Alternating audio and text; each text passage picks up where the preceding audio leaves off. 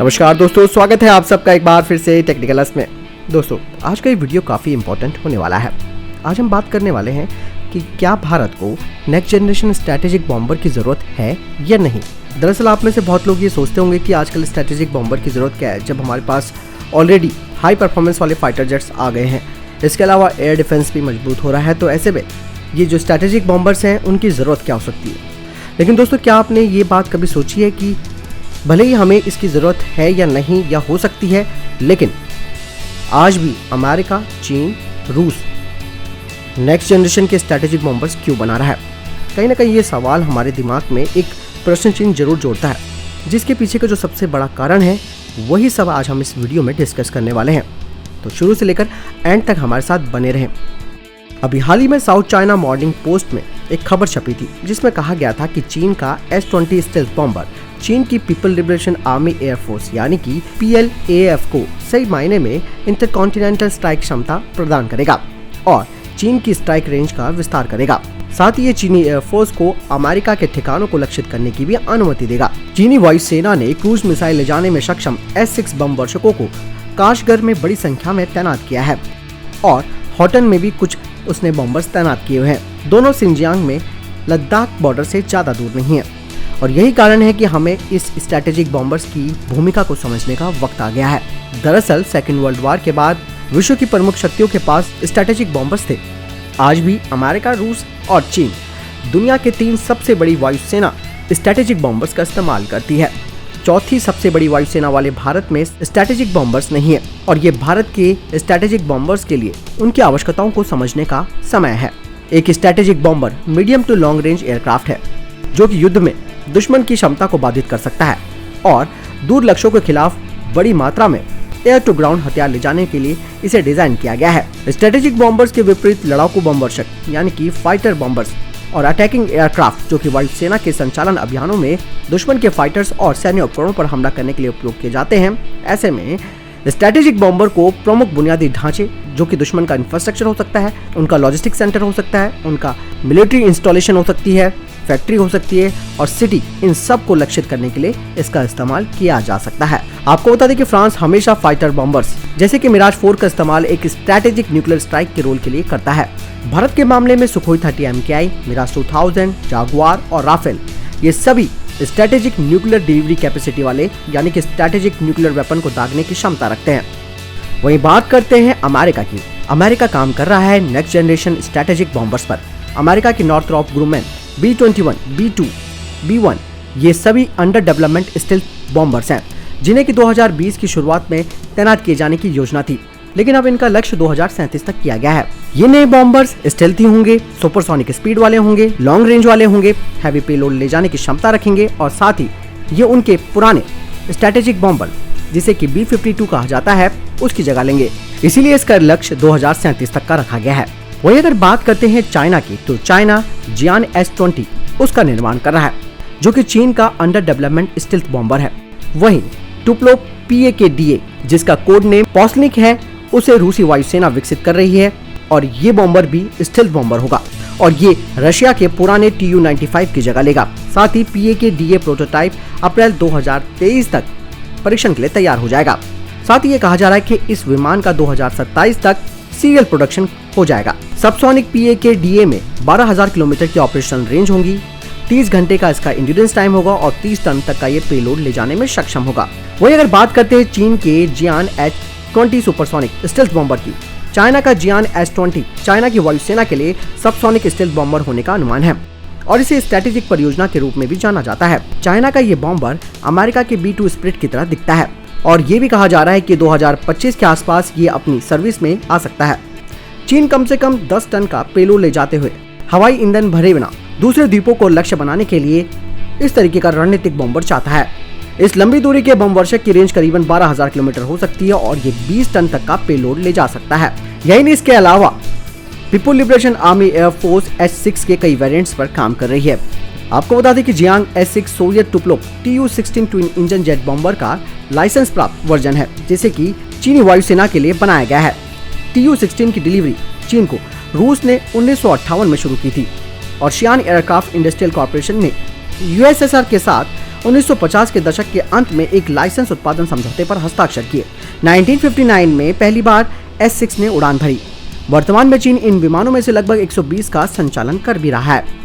इसका नया संस्करण S6N है, जो दोबारा डिजाइन किया गया संस्करण है, जो हवाई ईंधन भरने और हवा से प्रक्षेपित क्रूज मिसाइलों को ले जाने में सक्षम है।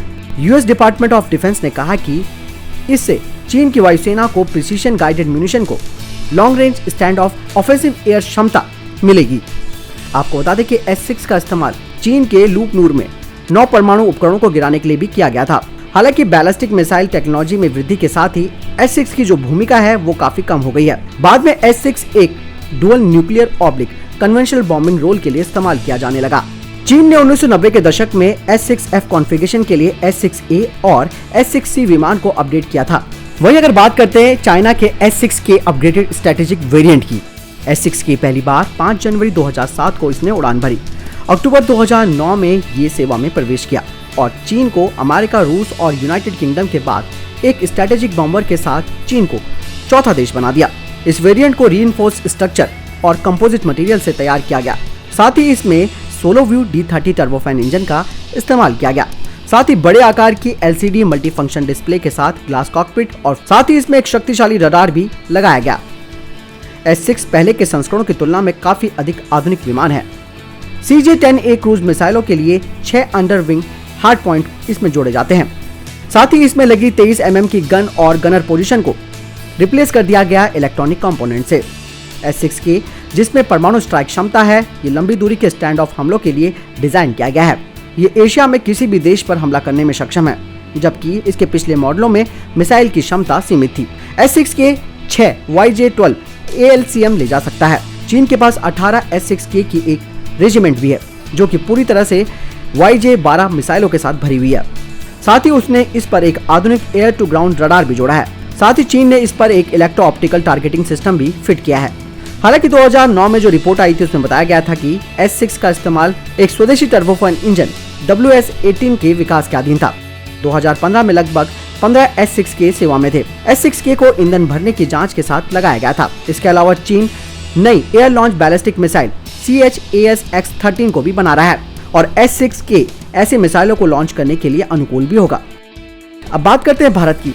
ऐसी बात नहीं है कि भारत ने कभी बम वर्षक का इस्तेमाल किया ही ना हो।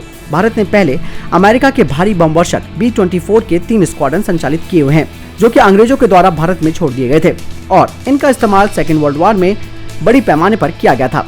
1968 तक भारतीय वायुसेना के साथ इन्होंने सेवा दी। 1950 के दशक में ब्रिटेन और भारत के बीच विस्तारित वार्ता के दौरान सोवियत संघ के इल्यूजन IL-28 की पेशकश की गई थी। हालांकि जनवरी 1957 में भारत ने इंग्लिश इलेक्ट्रिक कैनबेरा 54BI के लिए आदेश भी दिए, जो कि 58 बम वर्षक थे।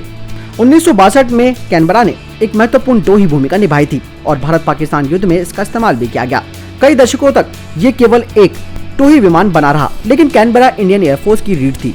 11 मई 2007 को 50 साल की सेवा के बाद इस बेड़े को रिटायर कर दिया गया और इंडियन एयरफोर्स में कैनबेरा ने दोबारा जगह नहीं ली, जिसके बजाय भारत ने लड़ाकू बम वर्षकों को प्राथमिकता दी। जिस तरीके से भारत और चीन के बीच लगातार विवाद बढ़ रहा है, ऐसे में भारत और चीन के बीच कभी भी कोई भी संघर्ष हो सकता है। ऐसे में चीन के पास मौजूद S6 एक सबसोनिक बॉम्बर है। हालांकि इसका रडार क्रॉस सेक्शन बड़ा है, जो कि इसे हवाई और जमीनी आधारित एयर डिफेंस हथियारों के लिए इस बॉम्बर को असुरक्षित बना देता है। लेकिन सबसे खास बात यह है कि इसकी इलेक्ट्रॉनिक वॉरफेयर प्रणाली यानी कि S6 की जो इलेक्ट्रॉनिक वॉरफेयर सिस्टम है, वो भारत के रडार को जाम कर सकता है। डिफेंस एक्सपर्ट्स का मानना है कि S6 बॉम्बर्स की स्थिति मुख्य रूप से भारत पर मनोवैज्ञानिक दबाव बढ़ाने के लिए है। हालांकि ये एक स्ट्रेटेजिक बॉम्बर नहीं है और अगर भारत इनके एक भी बम वर्षक को युद्ध के टाइम पे गिरा देता है तो ये पीपल लिबरेशन आर्मी एयरफोर्स के लिए एक गंभीर नुकसान होगा और उनके मनोबल को भी नुकसान पहुंचाएगा। इस तरीके से भारत को एक शूट करने के लिए एयरबॉर्न और ग्राउंड आधारित दोनों प्लेटफॉर्मों का इस्तेमाल करना चाहिए। वैसे तो कहीं पर ये लगता नहीं है कि भारत को स्ट्रेटेजिक बॉम्बर्स की जरूरत है, लेकिन जिस तरीके से अन्य देश इस क्षेत्र में काम कर रहे हैं, खास करके इसे अत्याधुनिक बनाने और इसे स्टेल्थ बनाने में, तो ऐसे में इस तरीके के जो बॉम्बर्स हैं, स्ट्रेटेजिक बॉम्बर्स हैं, उनकी भूमिका बढ़ जाती है। यानी भारत ने अपने एयर डिफेंस को काफी मजबूत कर रखा है। ऐसे में भारत को अपने ग्राउंड आधारित और एयरबॉर्न दोनों तरीके के प्लेटफॉर्म का इस्तेमाल करना होगा। लेकिन वही अगर बात करते हैं आधुनिक वॉरफेयर की, यानी कि आधुनिक युद्ध की, जिस तरीके से आधुनिक युद्ध का चेहरा बदल रहा है, ऐसे में दुश्मन के इलाके के भीतर लक्ष्य को नष्ट करने में सक्षम मिसाइलों और लेजर गाइडेड बमों से लदे ड्रोन का इस्तेमाल किया जा सकता है हवाई हमले के लिए। और भारतीय सेना अपनी मानव रहित युद्धक रणनीति को बढ़ावा दे रही है, जो कि एक वास्तविकता भी है। अमेरिकी कंपनी से भारत ने, जैसे कि मैंने आपको डिफेंस अपडेट में भी बताया था, कि 30 सशस्त्र ड्रोन खरीदने के लिए करीबन $3 बिलियन का सौदा जल्द ही करने वाली है। और इस तरीके के ड्रोन का इस्तेमाल भी बॉम्बर्स के रूप में किया जा सकता है। वैसे तो इन ड्रोनों का इस्तेमाल निगरानी, खुफिया जानकारी की टोह लेने के लिए किया जाता है, जिससे कि सैनिकों की जान को जोखिम में डाले बिना कठिन पहाड़ी इलाकों में और युद्धक अभियानों में इसका इस्तेमाल किया जा सकता है। भारतीय सेना हेरॉन सर्विलांस ड्रोन और हारोप लोइटिंग मुनिशन का इस्तेमाल करती है, जिनका इस्तेमाल केवल और केवल निगरानी के उद्देश्य से किया जाता है। वहीं MQ-9 रीपर, जिसे प्रीडेटर ड्रोन भी कहा जाता है, अपने इनबिल्ट सेंसर और रडार का इस्तेमाल करके लक्ष्य को पता लगा सकता है। इसमें 27 घंटों का इंड्योरेंस टाइम है और 6000 समुद्री मील की रेंज और 50,000 फीट तक की उड़ान की क्षमता, और ये करीबन 1700 किलोग्राम का पेलोड ले जाने में सक्षम है। साथ ही ये कई मिसाइलें और लेजर गाइडेड बमों को भी ले जा सकता है, जिससे कि एक शक्तिशाली ड्रोन बन जाता है। प्रीडेटर 20 सशस्त्र ड्रोन का इस्तेमाल अमेरिकी सेना ने इराक, अफगानिस्तान और सीरिया में किया। भारत को चीन और पाकिस्तान से बढ़ते खतरों के मद्देनजर ये high altitude long endurance drone Kashmir, Ladakh, Arunachal Pradesh और सिक्किम के उच्च ऊंचाई वाले क्षेत्रों में भारतीय सेना के लिए महत्वपूर्ण होंगे। ड्रोन और मानव रहित हवाई वाहनों की अगर बात करें तो चीन इसमें एक बड़ा खिलाड़ी बन चुका है, लेकिन पाकिस्तान बीजिंग की मदद से सशस्त्र ड्रोन का इस्तेमाल करने पर विचार कर रहा है। यानी कि एक और ऑप्शन है भारत के पास इन स्ट्रेटेजिक बॉम्बर्स की जगह इस तरीके के UAVs का इस्तेमाल करना। लेकिन फिर भी इसमें कोई दो राय नहीं है कि भारत को भी अपने पास कम से कम 3 से 5 बॉम्बर्स रखने होंगे, जो कि खास करके स्टील्थ टेक्निक से बने होंगे। दोस्तों, वैसे आपको क्या लगता है इस बारे में? आप मुझे कमेंट सेक्शन में लिखकर बताएं। बहरहाल इस वीडियो के लिए इतना ही। मिलता हूं नए वीडियो के साथ, तब तक आप इस चैनल को सब्सक्राइब करना ना भूलिएगा। नमस्कार, धन्यवाद।